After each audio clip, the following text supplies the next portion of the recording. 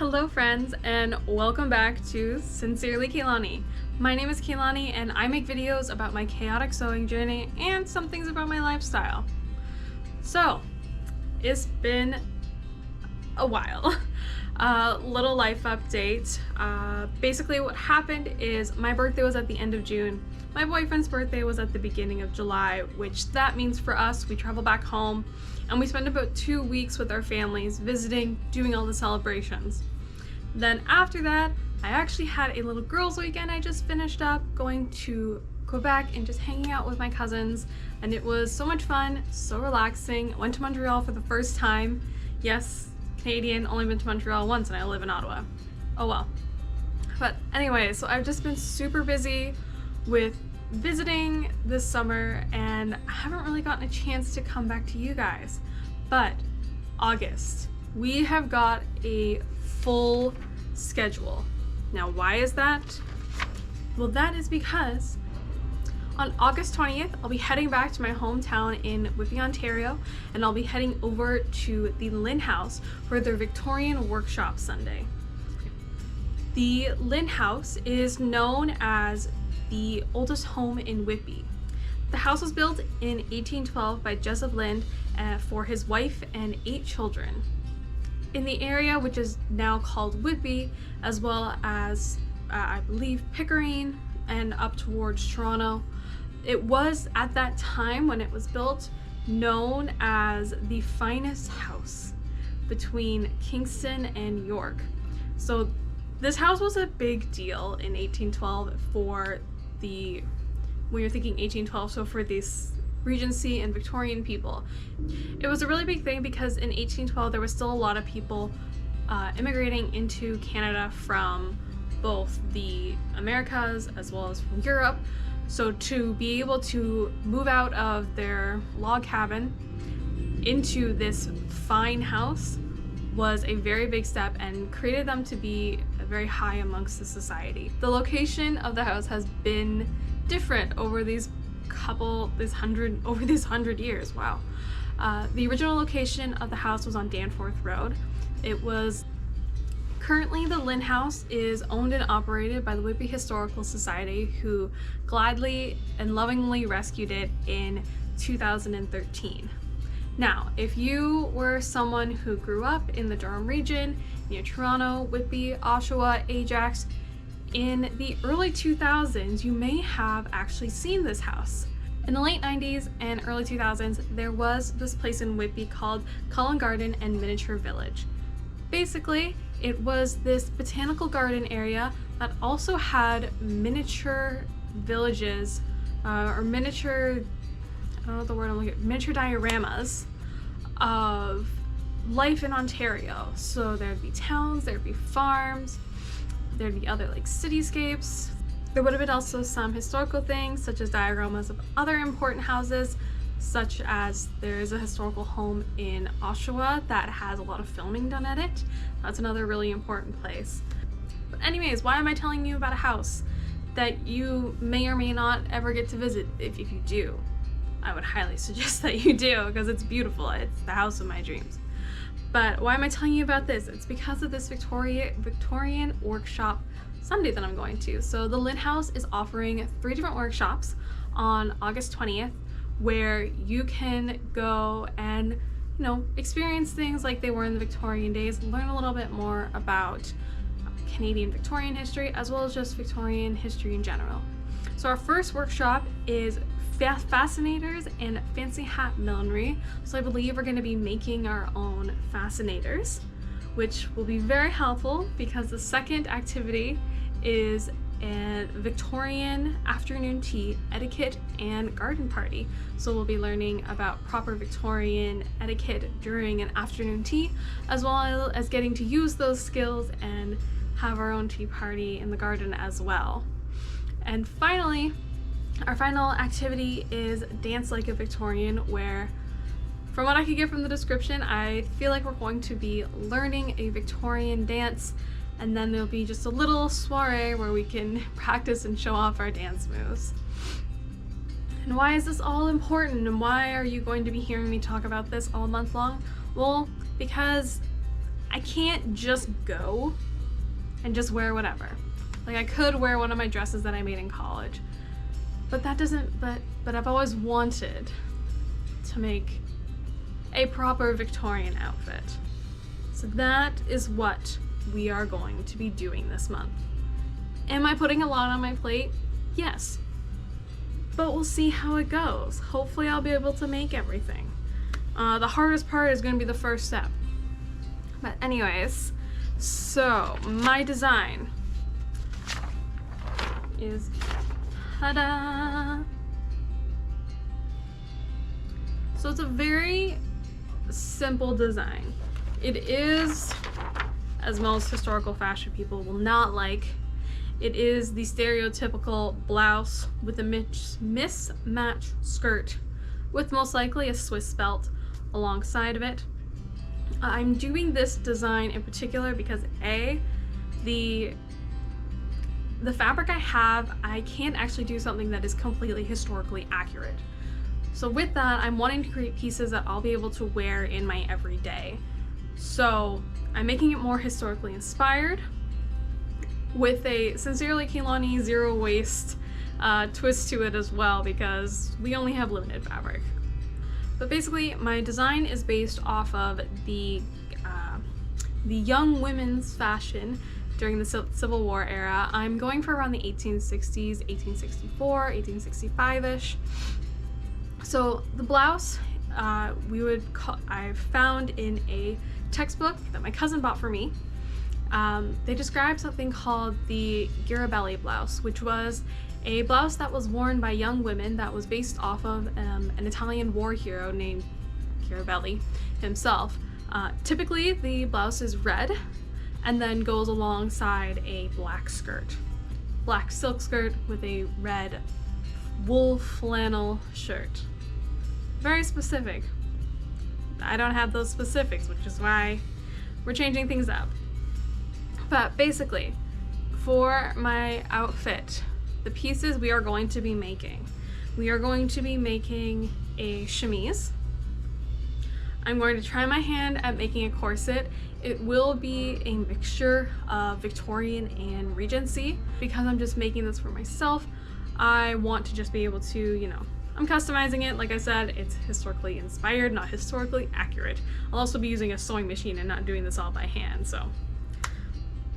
Anyways, then we've got, I've always wanted to make separate pockets, which were popular during the 1700s. So when people say that women didn't have pockets in their clothing, they did.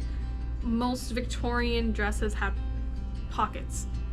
So, you know, pockets, they're a thing. But basically, you create this little pouch that you tie around your waist, and that's where you'll have pockets, and that's where all your stuff goes. And you know, you got big skirts, so it's pretty easy to hide stuff. Then on top of that, we will have a corset cover, as well as hopefully 2 petticoats. So 1864, 1860s in general, I would typically need a crinoline. So your big hoop crinoline skirt, your cage crinoline. However, I don't have the materials for that, or the budget. So we're just gonna do like they used to, and we're just going to at least double up our petticoats. This is more what you would do in periods prior. So even earlier Victorian, because Victorian lasted for a fairly long period of time after the Regency era, because the cage crinoline wasn't introduced until the mid 1850s, 1860s. So typically they would wear multiple petticoats, usually more than 2. However, I only have enough fabric to maybe make 2, so hopefully we can do that. So we've got 2 petticoats, one that will just be a paneled skirt that is gathered into the waistband, and the second one will be the same thing, except we're going to add either 3 or 4, sorry, I feel like my headpiece is falling out. We'll be either adding 3 or 4 tiers of ruffles onto it to help create that extra volume in the skirt. Then on top of that, we are going to have a pleated panel skirt, as well as our Garibaldi blouse. And then we'll have the Swiss waist, a detachable white lace collar, and a lace capelet. Sorry, I'm cooking dinner. So our fabric, this is the fun part, because we like fabric. I don't have the proper fabric again for a corset, because I originally told myself that I wasn't going to make one, and then I decided I was going to, and again, I don't have the money or the time to go look for fabric, so we're going to use what we have. So we've got this pink fabric that I'm pretty sure it was curtains, but it's my stiffest fabric. I could also use muslin, but it's going to be a lot scratchier than this, but maybe I'll use it if I need the extra stabilizing.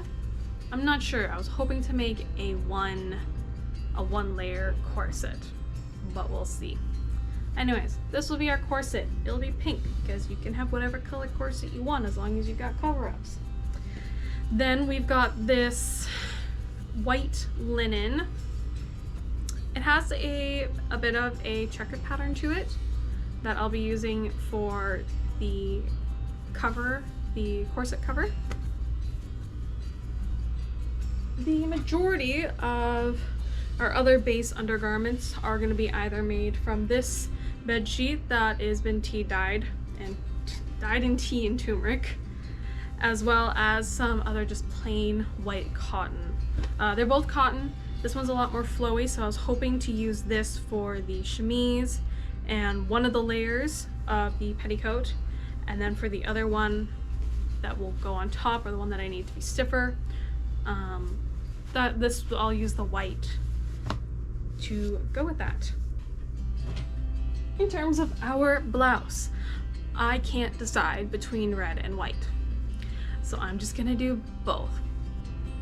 I believe this is just a cotton. Again, this isn't historically accurate, so that's why we're making this historically inspired. And then I have more of that white checkered and boxed linen that I'm also going to make one out of this fabric. And finally, our skirt, very historically inaccurate, is this dark blue linen. Typically, when we're talking accuracy, this should be a silk or a taffeta or a wool. Linen skirts were not really a thing. Linen was typically reserved for your undergarments because it is antimicrobial, it is long lasting, it softens with age, and it can hold up in washing very well. In terms of accessories, I have this bit of crochet lace that I got from the thrift store that I will be turning into a collar somehow. Not really sure how yet, but I will. I'll turn it into a collar. That will be my detachable collar. And then I've got these different pieces of, again, crochet lace, crochet doilies. I got two of these ones, and then I've got one of these. And basically what I'm going to do is I'm going to somehow, I'm either going to sew them together, I'll probably sew them together, or crochet them together, and turn it into just a little capelet. Really cute. As for the Swiss waist, that will be dependent on what fabrics I have left. So the schedule for filming this month is every Tuesday, starting today, August 1st, you are going to be seeing updates on this Victorian outfit. Next week, we're gonna do part 1 of the chaotic seamstressing Victorian under things. So most likely, I think I'm gonna try and get the chemise and corset done. Just kind of do things as they are layered in order to make sure that everything goes together properly. So I'll probably get those two done. Then on the 15th, we're going to make we'll have the petticoats as well as the corset cover. And then after that, on the 22nd, we're going to do the outer pieces. So that will be the blouses and the skirt. And this will also be after the thing on the 22nd. And then the following week on the 29th, I'll show you how I put the collar together, how I put the cape together, the Swiss waist, probably the pocket, and also, oh I forgot, my outfit as terms of my hair. I'm going to do a traditional crocheted snood or hairnet because I've got curly hair. Can't really see it right now because it needs to be curled. But I've got curly hair, so I've always wanted to make a snood that fits my hair, and it would be a perfect addition. It was super popular during the Civil War era, during the 1860s, so I'll be doing that. That will be my hair accessory. It'll also make it really easy to do my hair that day. And yeah, and then hopefully I'll also be able to, the following week, I guess at the beginning of September, the second week of September, I'll be able to show you what I did at the Lynde House. I'm not sure if they're gonna let me film, but if they do, I'll try and do a little bit. You'll get the full outfit reveal and all that stuff. But thank you for listening to me ramble about my love for the Lynde House and my mind when it comes to creating clothing pieces, especially when it comes to Victorian historically inspired. But yeah, that is our plan for this month. You'll also be seeing me on Saturdays, hopefully, with some other sewing and painting videos, because I just gotta keep myself rolling in order to stay motivated. But yeah, so thank you for listening to me talk, and I can't wait to bring you on this journey of creating this outfit for this event that I am so excited to go to. And yeah, I will see you in the next video. Bye guys!